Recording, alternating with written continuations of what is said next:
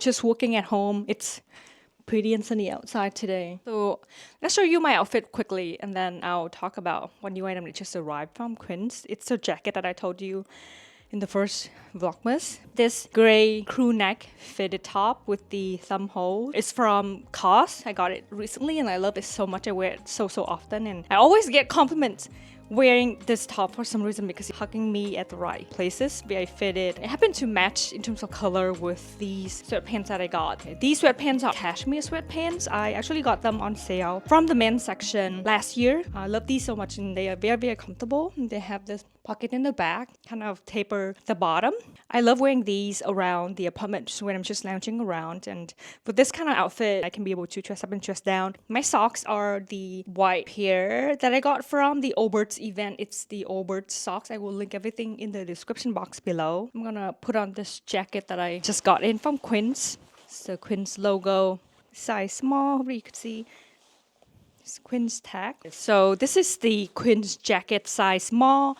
I decided to go for the puffer jacket version because I actually have been looking for a casual jacket to run errands in, something that's warm and comfortable. You know, I have my Canada Goose jacket that is for very cold weather, but it is so long that sometimes I get lazy to pull it out. Sitting in a long line jacket is annoying, so that's why I've been looking for something similar to that, but shorter version, and I'm so glad that I went with this jacket as the third option when Quince offered to let me pick out a few pieces, and I'm so pleased. It is one of their highly rated best-selling items on the website, and that's why I was so intrigued.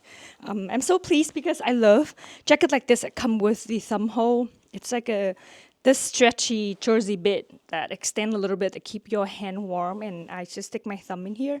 In the cold winter, that's like one of my favorite features. It keeps my hand warm, and it comes with a hood, and it is detachable. I will take out the hood and show you what it looks like in a little bit, but it is just this generic puffer jacket with the horizontal stitching.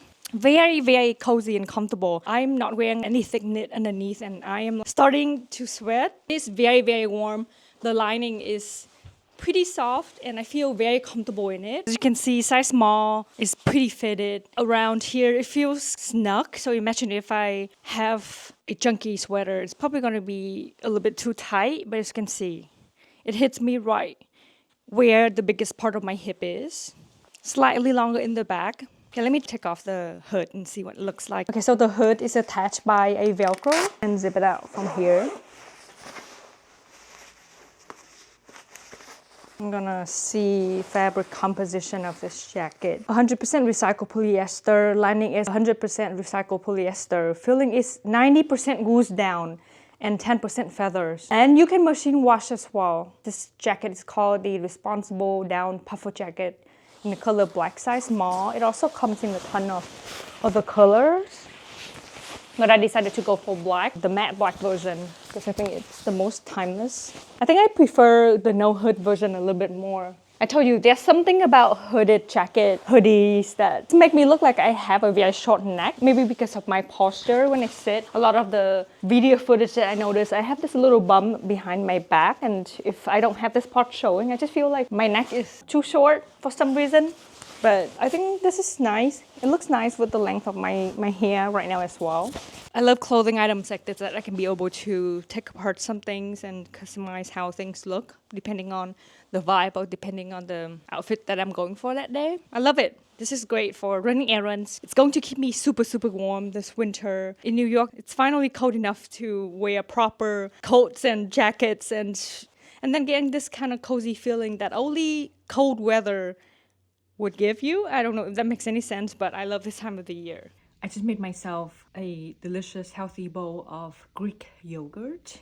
In here I have the Phage 2% Greek yogurt, some blackberries, raspberries, and homemade granola, and a generous amount of honey drizzles on top.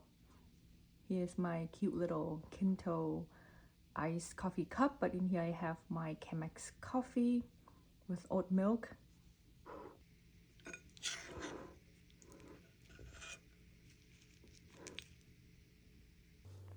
Let's open our advent calendar. Today is day 3. It's right here.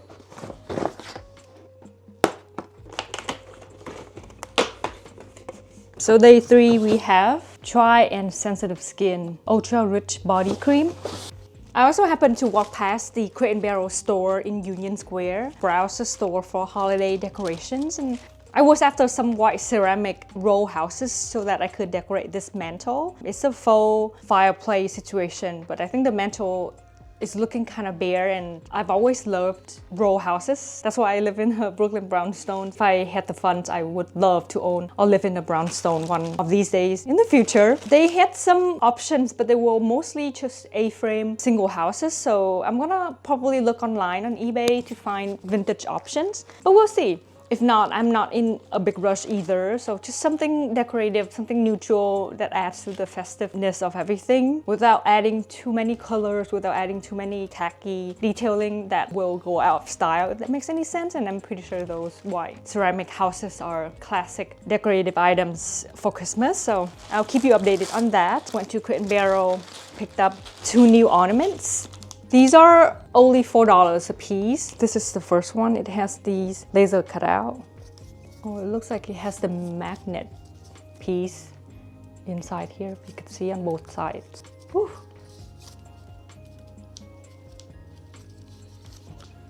It looks like the magnet is not strong. I might have to glue it. Like use double-sided tape or something. The magnet is not working on this one, but that's what it looks like. And then this one has these reindeer cutout shape. This one is staying. It's very pretty. I'm going to get some tape to tape this one up, and then I'll hang it on a tree. I'm gonna step back a little bit and see. Do you see the 2 new stars that I just added?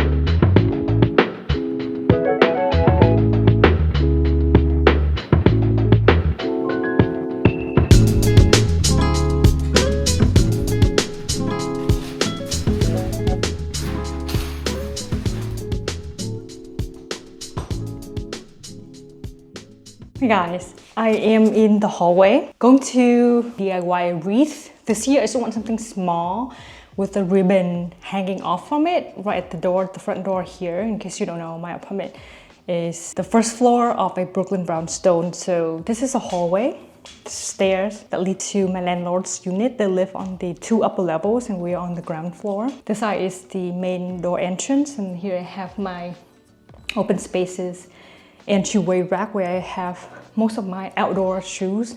And I'm just sitting on this cute little stool.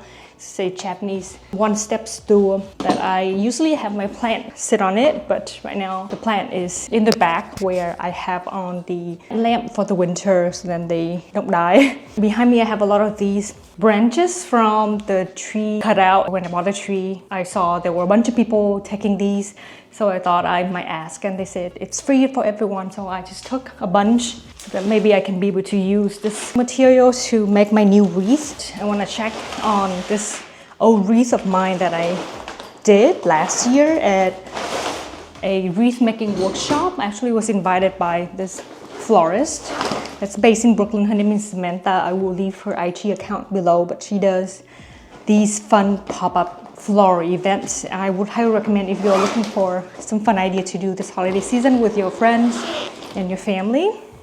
I had a lot of fun and I made some local creator friends. This one is a faux wreath.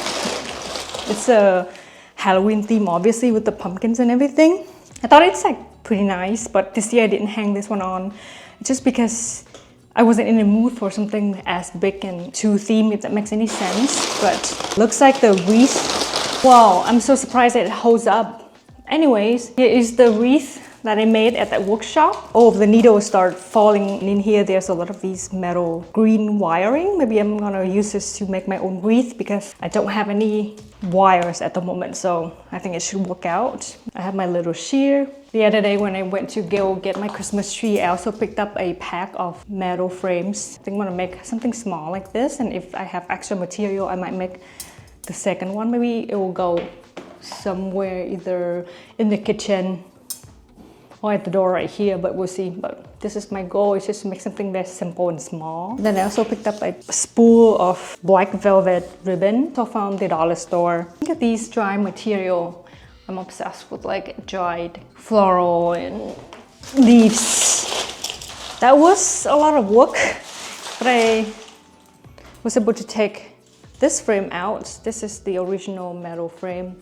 I'm so glad that I was able to save quite a bit of these metal wire I'm going to use to make my new wreath. They are of a variety of different kind of pine trees.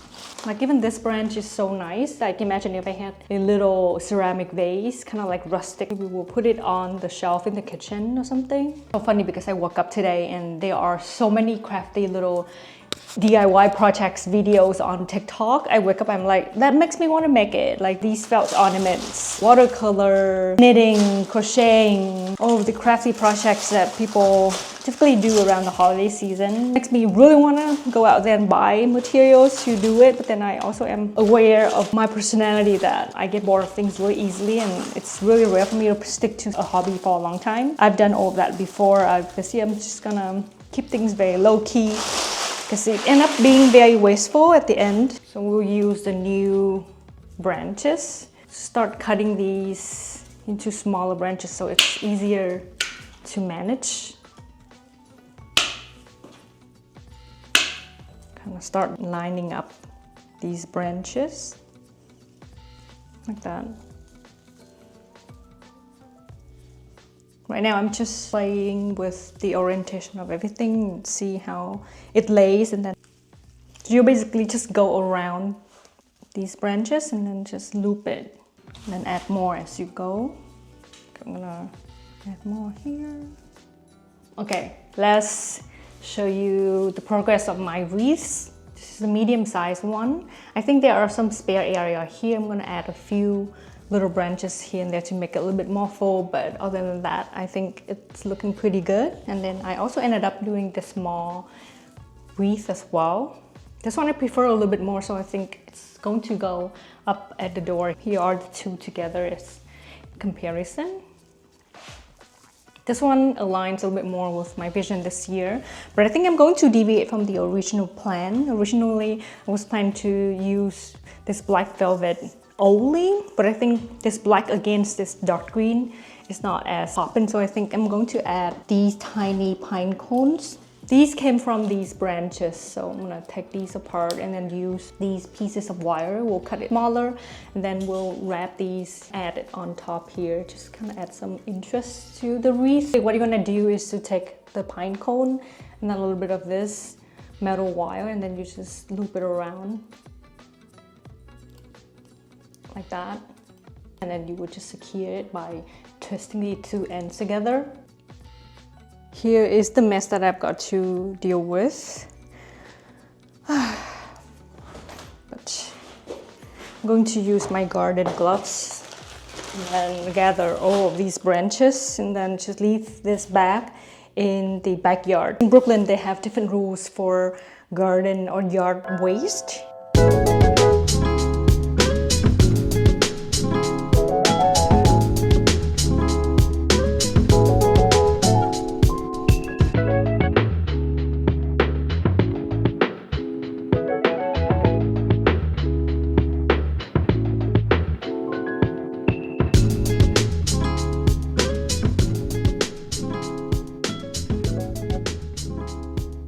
Here is the small wreath all finished. I think I like how it looks with this door situation that I have. This door, it's always closed because I have stuff behind it inside. This door is the main door that we use. I think it looks nice, hung pretty high up, but originally I envisioned it to be a little bit lower, but I think this looks pretty nice.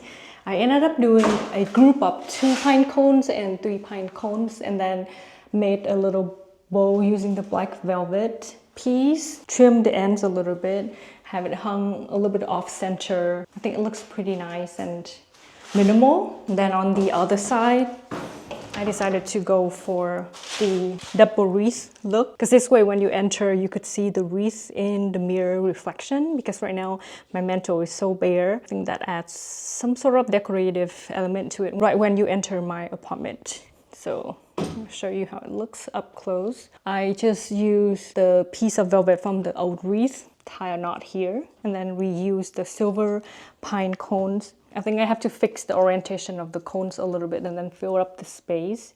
It needs a little bit something right here to make it full. As you can see now, I finally see it. It's really hard to see when you're walking on the ground, but it doesn't look like it's clashing with the tree at all. In fact, it actually adds to it.